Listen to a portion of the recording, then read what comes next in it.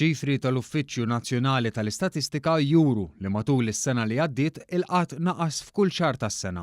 Iżda joħroġ ukoll li l-att ta' nies qiegħda fit-tmiem l-2018 kien l-inqas wieħed sa mill-1965, jiġifieri mindu bdiet tinġabar l-istatistika f'Malta.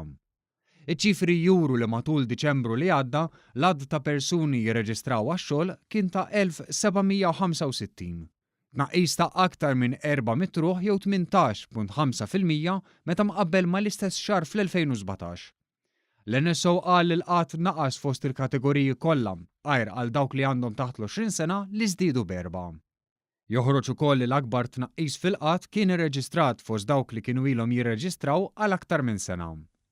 L-istatistika turi wkoll li matul Diċembru il-qatt fost il-persuni b'diżabilità naqas b'75 u niżel għal 225 persuna. Joħroġ ukoll li matul is-sena li għaddiet il-qatt fost l-awċin naqas b'aktar minn 42%.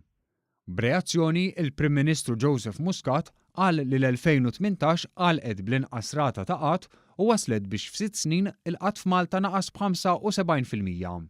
Meta fil-bidu tal-ewwel leġislatura ta' gvern immexxi minnu kien hemm kważi 8,000 ruħ ifittxu xogħol.